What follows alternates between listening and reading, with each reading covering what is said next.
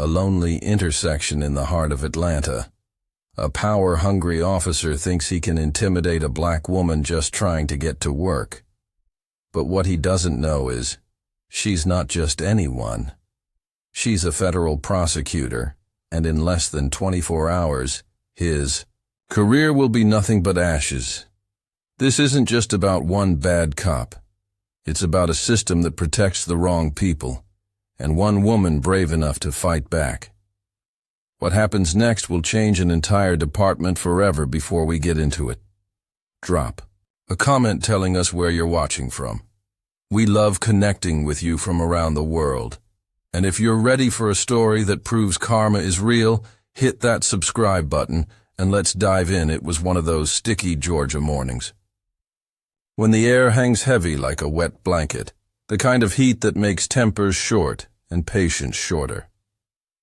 Vanessa Washington had been on the road since dawn, her dark blue sedan cutting through the morning haze as Atlanta's skyline rose in her rearview mirror. She wasn't dressed for attention. Simple white blouse, navy pants, hair pulled back in a tight bun, dark sunglasses shielding her eyes from the glare to anyone passing by. She looked like any other professional woman heading to the office. No one would guess she was the assistant U.S. attorney for the Northern District of Georgia, the woman who'd prosecuted 3 major corruption cases in the last year alone and was about to take on the biggest police misconduct trial the state had seen in a decade. But today all Vanessa wanted was coffee. She needed fuel for the mountain of case files waiting on her desk. She pulled into a corner gas station, the kind with flickering fluorescent lights and coffee that's been sitting too long. A faded sign promised best prices in town. Though the peeling paint suggested otherwise, she parked near the entrance, checked her watch, still early, and stepped out into the heat. She was just reaching for the door when she heard it, the distinctive crunch of tires on loose gravel, the low growl of an engine slowing down behind her. Vanessa didn't turn. Not yet. She knew that sound, had heard it thousands of times in countless courtrooms on body cam footage. The unmistakable approach of a police cruiser, license and registration, ma'am. Officer James Mercer, Atlanta PD. 5 years on the force and a growing file of civilian complaints no one had bothered to address properly. His voice was hard, flat, demanding, not asking. Vanessa turned slowly, carefully, keeping her hands visible, just like her father had taught her decades ago. Good morning, officer. Is there a problem? She kept her voice neutral, professional. Mercer's eyes narrowed behind mirrored sunglasses, his hand resting casually on his holster. You were speeding back. On Peachtree, I clocked you at 15 over. It was a lie, and they both knew Vanessa had been driving exactly 3 miles under the limit specifically to avoid this very situation. But she nodded slightly. I see. May I ask where exactly this happened? The question seemed to irritate him. As he stepped closer to his broad shoulders blocking the morning sun, Step away from your vehicle, ma'am. Officer, I'd just like to understand. I said step away now. His voice rose sharp with authority, with the expectation of immediate compliance. Vanessa moved carefully, slowly. My ID is in my purse. Officer, I'm going to reach for it now. Hands. Where I can see them! Mercer barked suddenly, his right hand moving to his belt, and that's when everything changed in an instant. Mercer lunged forward, grabbed Vanessa's arm, twisted it behind her back, and slammed her against the car hood. The impact knocked her sunglasses to the ground. Her cheek pressed hard against the hot metal. Stop resisting, he shouted, though she wasn't fighting at all. I'm not resisting, Vanessa said, voice steady despite the pain shooting through her shoulder. You're hurting me, officer. This is unnecessary. Mercer leaned closer, his breath hot on her neck. People like you need to learn respect. People like you. The words hung in the air, toxic, unmistakable. Mercer yanked her upright and spun her around, face flushed with anger. Empty your pockets. No! Officer, this is... He didn't let her finish. Instead, he swept his leg forward hard, catching her ankle, knocking her feet from under her. Vanessa crashed to the pavement, hard, her palms scraping against rough concrete, her knee taking the brunt of the fall. Pain exploded through her leg, the fabric of her pants torn, blood already seeping through. "That's where you belong," Mercer said, voice low, something like satisfaction in his tone. On the ground, Vanessa looked up at him, her composure remarkably intact, despite the throbbing in her knee. "Badge number 4739, Officer Mercer." "I'm going to remember that." Something flickered across his face. Uncertainty, perhaps, but it was quickly replaced. With a sneer, "Threatening an officer now. That's a serious offense." "Not a threat," Vanessa replied. "A promise." What Mercer didn't notice as he stood over her, what he couldn't have known, was that across the parking lot, a young woman named Tasha Jenkins had seen everything. Her phone was up, recording steady clear, capturing every second, the push, the kick. Vanessa on the ground, Mercer standing over her like a conqueror, and most importantly, the words that would end his career. Behind. The counter inside the store, the security camera was rolling, too silent, but focused, catching the entire incident from another angle. 2 witnesses, 2 recordings, no way to deny what had just happened. Mercer leaned down and yanked Vanessa roughly to her feet. "Let's see some ID now." Slowly, carefully, she reached into her jacket pocket, pulled out not just her driver's license, but a second card, federal prosecutor's badge, the gold emblem catching the morning light. Mercer froze, his face shifting from arrogance to dawning horror. As he realized what he'd done to whom he'd assaulted, "You should have identified yourself immediately. And you shouldn't assault citizens regardless of who they are." Vanessa's voice was ice-cold, professional, the voice she used in courtrooms. When delivering closing arguments, "Now I believe we're done here." Mercer backed away slowly, retreated to his cruiser without another word, the tires squealing as he pulled away too fast. Vanessa stood in the parking lot, her knee bleeding, her dignity intact, and something else burning in her chest. Not just anger. Not just pain, but purpose. Tasha approached cautiously, still recording. "Ma'am, are you okay? I got everything on video that messed up what he did to you." Vanessa looked at the young woman, her expression softening slightly. "I'm okay, and that video. It's important. Can you send it to me?" Inside the store, Vanessa cleaned her scraped knee in the bathroom, her hands steady despite everything that had just happened. She bought her coffee, paid the silent cashier who'd watched it all unfold, and returned to her car. But she didn't drive to the office, not yet. Instead, she made a call. "Devon, it's Vanessa. I need you to pull everything we have on." "An Officer James Mercer, Atlanta PD, badge number 4739, complaints history, performance reviews, everything."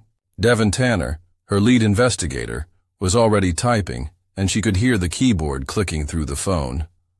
"What happened, Van?" "I just got a first-hand education in police misconduct," she replied, her voice calm despite the anger simmering beneath, "and we're going to do something about it right now." She ended the call, started her car, and pulled back onto the road, her mind already 3 steps ahead, planning, strategizing, building the case that would send shockwaves through the Atlanta Police Department. Because Vanessa Washington didn't just prosecute cases, she won them. By the time Vanessa reached her office, the video was already making its rounds.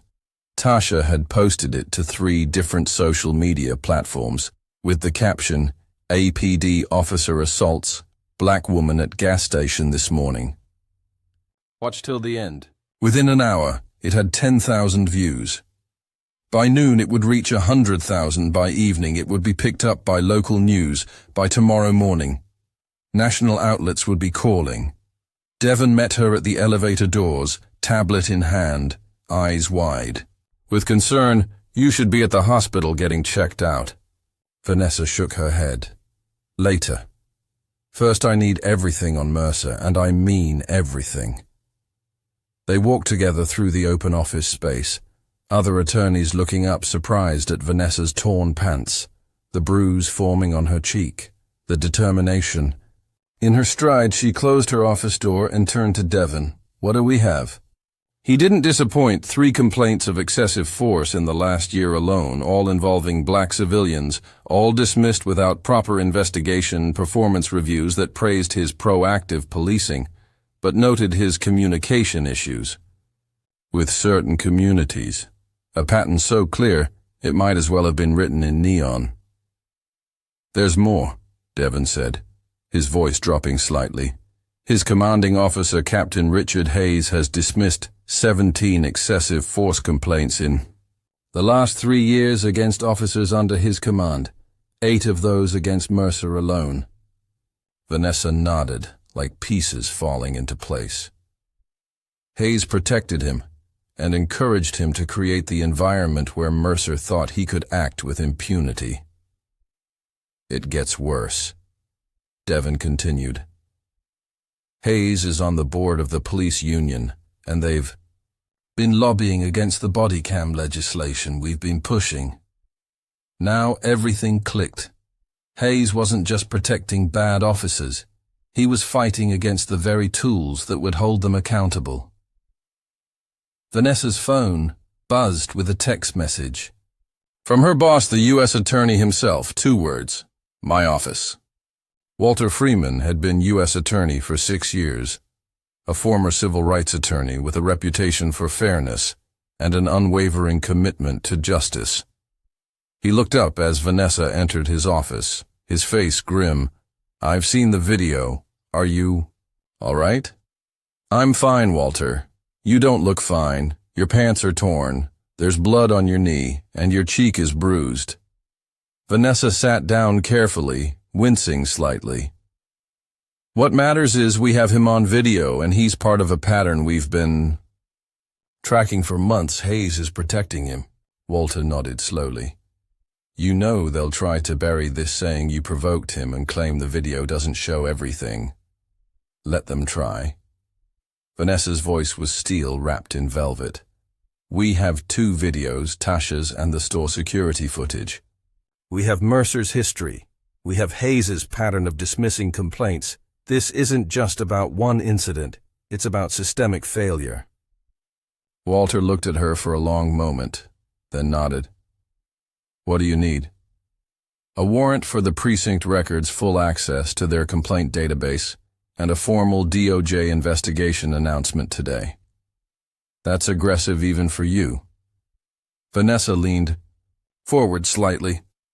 "They're already trying to get ahead of this. Walter Mercer probably called Hayes the minute he left that parking lot. They'll be destroying records, covering tracks, intimidating witnesses. If we wait even a day, we lose evidence." Walter picked up his phone. "I'll call Washington to get emergency authorization. We move today." By 2 p.m., the warrant was signed. By 3 p.m., a team of federal agents was walking into Mercer's precinct building, badges out, expressions serious. By 4 p.m., Hayes was watching in stunned silence as they boxed up files, downloaded databases, pulled hard drives. And at 5 p.m. precisely, Vanessa Washington stood before a podium, microphones from every local news station pointed at her, the bruise on her cheek clearly visible beneath the makeup, her voice steady as she addressed the cameras. "Today at approximately 7:30 a.m., I was physically assaulted by an Atlanta Police Department officer while stopping for coffee. The officer in question, James Mercer, badge number 42739, has a history of similar incidents, all of which were systematically dismissed by his commanding officer, Captain Richard Hayes. This is not about one officer or one incident. This is about a pattern of misconduct that has been allowed to flourish unchecked. The Department of Justice is opening a formal investigation into systemic civil rights violations within this precinct, effective immediately. Across town, Officer Mercer sat in the precinct break room watching the press conference in growing horror as his face appeared on screen, the video playing behind Vanessa, his words clearly audible. "That's where you belong on the ground," followed by her response. "Badge number 4739, Officer Mercer, I'm going to remember that." Captain Hayes burst into the room, face flushed with rage. "My office now, Mercer!" But it was already too late. The feds had the files, they had the videos, they had the pattern. By morning. They would have testimonies from other officers willing to talk now that the wall of silence was cracking, because that's how these cases broke, not all at once, but in cascading failures of loyalty as self-preservation took over. Hayes slammed his office door shut. "Do you have any idea what you've done? You assaulted a federal prosecutor, on camera." Mercer's arrogance finally cracked. "How was I supposed to know who she was? She was just some woman at a gas station." "That's exactly the problem," Hayes shouted, slamming his fist on the desk. "She wasn't just some woman to you, she was some black woman you thought you could push around, and now we're all going down for it." The next morning dawned hot and clear. Vanessa sat in her office, knee properly bandaged after a late-night hospital visit, reviewing witness statements that had flooded in since the press conference, ordinary citizens who'd experienced similar treatment. From Mercer, from Hayes, from a dozen other officers in the precinct, patterns upon patterns, evidence mounting. Devon knocked entered with fresh coffee and a tablet. "Morning news cycle is all over this, Van. They're calling you the prosecutor who fought back. Social media's exploding with similar stories. #Justice for Vanessa is trending." Vanessa took the coffee and nodded. "And Mercer?" "Suspended pending investigation." Hayes is trying to distance himself, claiming he had no idea about Mercer's history despite signing off on every dismissed complaint. She smiled slightly.